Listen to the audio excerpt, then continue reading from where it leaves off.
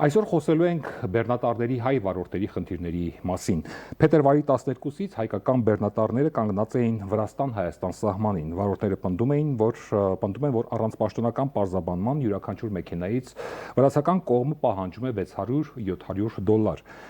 Մինչդեռ խոսքը ռազմավարական բեռների մասին է։ Գազ, վառելանյութ, շինանյութ։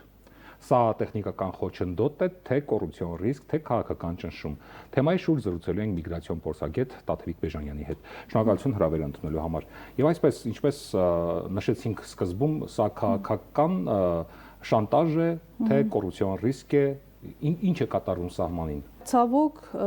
վարորդներից գումարներ կորզելը ոչ միայն Վրաստանում է, նաև Ռուսաստանի Դաշնությունում է տեղի ունենում, որի մասին պարբերաբար ես ստանում եմ ահազանգերը եւ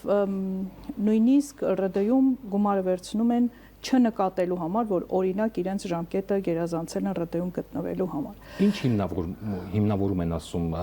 գումարը վերցնելիս, որ դա ինչի համար է գումարը։ Վրաստանի պարագայում չեմ կարող ասել, որտեղ վարորդները երբ փետրվարի 21-ին զանգահարեցին ինձ եւ նշեցին, որ Կոբի եւ Գեզի մաքսային այդ անցակետերում իրենք կանգնած են եւ արդեն քանի օր է այստեղ են, չեն կարողանում գալ եւ իրենց որևէ պատճառաբանություն անգամ չեն ասում ինչու են բեռնատարները պահում եւ թույլ չեն տալիս անցնեն, միայն նշում են, որ սպասում են վերևներից հրամանի։ Երբ որ թույլ կտան, այն ժամանակ իրենք թույլ կտան, որ բեռները տեղափոխեն Հայաստան։ Ավելին ասեմ, այնտեղ միայն հայկական մեքենաներ չէին, պարզապես Հայաստան բեռներ բերող բոլոր մեքենաներն էին եւ վրացական համարներով եւ բելառուսական մեքենաներ, այսինքն այնպես չի, որ միայն հայկական համարներով մեքենաներին էին պահել։ Ընդհանրապես Հայաստան եկող բեռների մասին էր խոսքը, որ Վրաստանի այս երկու մաքսակետերում պահել են եւ թույլ չէին տալիս անցնեն։ Իսկ ինչու էին Գեզի մաքսատուն ուղարկել,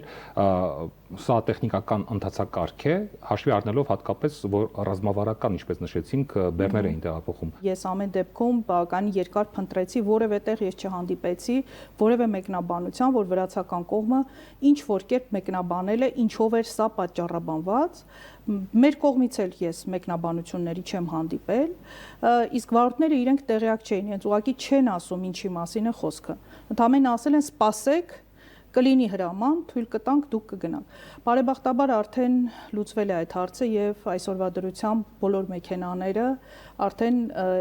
վերադարձել են կամ եկել են Հայաստանի Հանրապետություն։ Ինչպես է լուծվել խնդիրը։ Ուղղակի իրենց մոտեցել են եւ ասել են, որ կարող եք արդեն գնալ։ Այսինքն հրահանգ եղել է վերևից։ Հրահանգը եղել է եւ իրենք արդեն կարողացել են գան։ Ես կարծում եմ, սա նաեւ այն աղմուկով էր պայմանավորված, որ վարորդները եւ լրագրողներին դիմեցին եւ նաեւ փորձագետներին, մասնագետներին դիմեցին եւ շատ արագ համատեղ ուժերով փորձեցինք ելք գտնել կամ դիմել պատկանման։ Որ փորձագետներն ու անհատ մարմիններն են, պատգամավորները կամ կառավարության ներկայացուցիչները փորձում են ինչ-որ ձևով նպաստել խնդիր կարգավորելուն, բայց որքանով է դա ճիշտ, երբ չկա պետական, այսպես ասած, հրահանգ, որ պետք է այդ բեռները բաց թողվի սահմանից։ Միգուցե իշխանությունը պետք է կապ հաստատեր միանգամից վրացական իշխանության հետ, այնտեղ պայմանավորվեին, որ նման դեպքեր չկրկնվեն, որովհետև ելի եմ ասում, սա առաջին դեպքը չէ, դեռ նախորդ տարվա, եթե չեմ սխալվում, սեպտեմբերին կամ հոկտեմբերին աշնանը ամեն դեպքում նման խնդիր կար եւ վարորդները ասում էին, որ մեզնից բեռները անցկացնելու համար փող են ուզում։ Թերևս ճիշտ կլինի, այո, որ մեր կառավարությունը փորձի այդ հարցը լուծել, բայց այս պահի դրությամբ անպայման եթե վարորդներին էին նման մեկնաբանությամբ պահում, ապա նրանցից պետք է գար, իրենք չունեին որևէ մեկի կոնտակտը, ես կարծում եմ, որ ում հետ կարողացել են առաջինը կոնտակտի դուրս գալ, նրանց էլ տեղյակ են պահել, որ իրենք այսպիսի խնդիր ունեն, որովհետև առաջինը, որ ես հարցրեցի, արդյոք դեսպանատուն զանգահարել եք Վրաստանում Հայաստան, իրենք ասացին ոչ։ Այսինքն իրենք ուղղակի ում գիտեին, որ կարող են դիմել որևէ հարցով, պարզապես դիմել էին եւ մենք էլ փորձեցինք հնարավորինս աջակցել իրենց, որ պատկան մարմինները տեղյակ լինեն կամ որևէ կերպ լուծում գտնեն այս հարցին։ Իդեպ սա միակ խնդիրը չէ բեռնատարի վարորդների, նախկինում խնդիր ունեին նաև Ռուսաստան մուտքի հետ կապված եւ այնտեղ մնալու հետ կապված օրերի քանակը նվազեցվել էր եւ այնուհետեւ ընկնում էին սև ցուցակ, այնուհետեւ չէին կարողանում մուտք դուրս գալ երկրից կամ կրկին մուտք գործել այդ երկիր։ Հիմա ինչ որ բան փոխվել է։ Ուրեմն քանի որ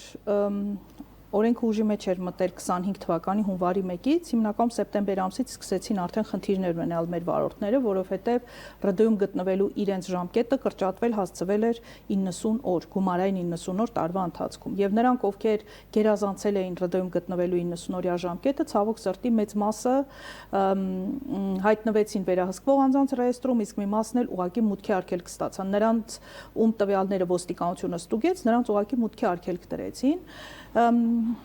314 դիմում է եղել, որից 249 վերահսկվող անձանց ռեեստրում գտնվողներն էին։ Բարեբախտաբար նրանց հնարավոր եղավ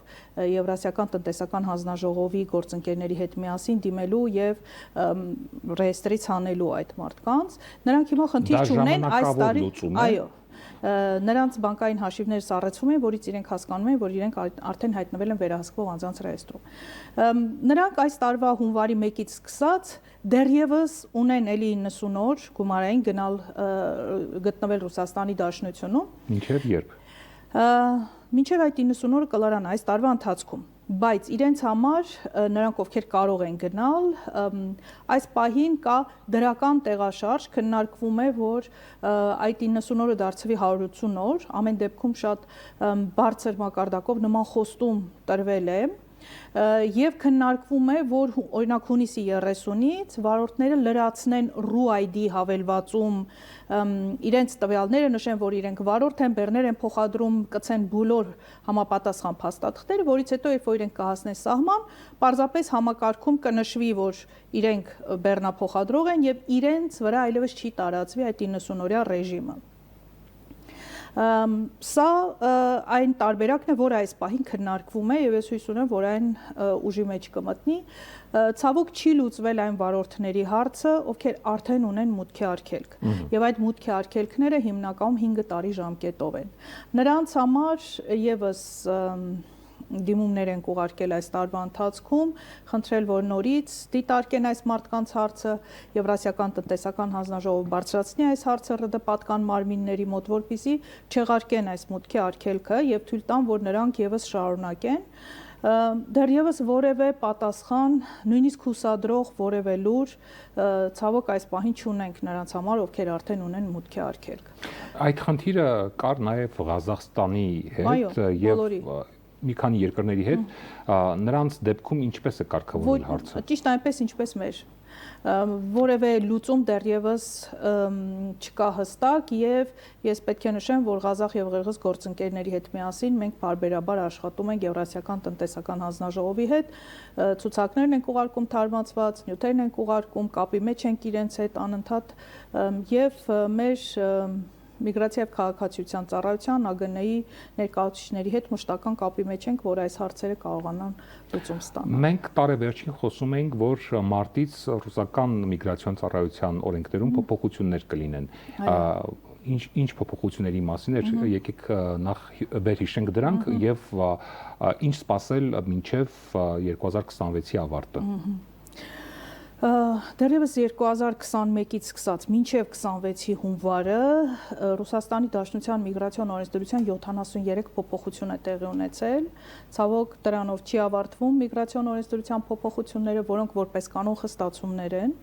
Այդ խստացումները շարունակվում են նաև 26 թվականին եւ առաջիկայում եւս մենք կունենանք խստացումներ։ Մարտից արդեն Ռուսաստանի Դաշնությունում օտարերկրյա աշխատողների քվոտավորում կմտցվի, որը կվերաբերվի նաև ԵԱՏՄ անդամ երկրների քաղաքացիներին, այսինքն գործատուին տրվելու է քվոտա, որքան օտարերկրացի կարող է ինքը ունենալ։ Դրանից ավել չի կարող ունենալ։ Մյուսները պետք է անպայման լինեն ՌԴ քաղաքացիներ։ Ըստ մարզերի, եթե չեմ սխալվում։ Ըստ մարզերի եւ ըստ աշխատանքի բնույթի, նայած ինչ աշխատանքի մասին է խոսքը, այո, օրինակ գյուղատնտեսության ոլորտում նախկին 75%-ի փոխարեն հիմա լինելու է 25%, որ օտարերկրացիներ կարող են աշխատել։ Եվ մարտից սկսած, եթե գործատուն նշված քվոտայից ավելին ունի օտարերկրացի աշխատողներ, պարտավոր է կրճատել այդ թիվը, այսինքն աշխատանքից ազատել այդ մարդկանց եւ լրացնել այդ թափուր տեղերը ՌԴ քաղաքացիների միջոցով։ Հայերը երբ տեղափոխվում են ընտանիքներով, ինչ պետք է անեն եւ արդյոք նպատակահարմար է գնալ այդ ժամանակահատվածում Ռուսաստանի Դաշնություն։ Ուրեմն փոփոխություններից մեկը վերաբերվում է կացության կարգավիճակով եւ նոր քաղաքացիություն ստացած ուրեմն անձանց կանանց մայրական կապիտալ տրամադրելուն, որտեղ հիմա քննարկվում է փոփոխություն եւ ամենայն հավանականությամբ արդեն 27 թվականից կկիրառվի, ամեն դեպքում դրան է տարվում ամբողջ աշխատանքը, որ ովքեր ունեն Վիդնաժիծեստվա կացության կարգավիճակ կամ նոր են ստացել քաղաքացիություն, ապա նրանց չի տրվի մայրական կապիտալ։ Երեխայի ծնվելու պահին առնվազն 5 տարի պետք է կինը ունենա ՌԴ քաղաքացիություն, որ կարողանա օգտվել այդ մայրական կապիտալից։ Սա հաջորդ խստացումն է։ Եվ ընդհանրապես բոլոր առումներով մաքսիմալ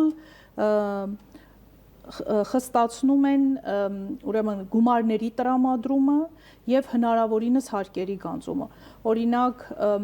Ռուսաստանի Դաշնությունում աշխատող Հայաստանի Հանրապետության քաղաքացիները, ինչպես նաեւ մյուս բոլոր օտարերկրացիները, իրենց պայմանագրում նշած գումարի չափ եւ ավելի, եթե փոխանցում անեն, դա կարող է հիմք հանդիսանալ, որ նրանց գումարները սառեցվեն, հայտնվեն վերահսկվող անձանց ռեեստրում եւ իրենց կանչեն հարցնելու, թե իսկ դուք ինչով եք ապրում, եթե ամբողջ գումարը փոխանցում եք, կամ եթե ավելին եք փոխանցում, ապա որտեղից ձեզ այս գումարները միանշանակ, այսինքն նախկինում ինչ էին անում, պայմանագրում նշում էին մի թիվ, կանխիկ ստանում էին այլ թիվ, որովհետև հարկեր գործատուներն ուզում էին քիչ հարկեր վճարել։ Հիմա նման պարագայում ուղղակի իրենք չեն կարող բանկային փոխանցում անել իրենց աշխատավարձի եւ աշխատավարձից ավել գումարի չափով, որտեղ դա կարող է հանգեցնել խնդիրների։ Շնորհակալություն մեր հարցերին պատասխանելու համար։ Մենք զրուցում էինք հայկական Կարիտասի միգրացիոն հարցերով փորձագետ Տաթևիկ Բեժանյանի հետ։ Ցտեսություն։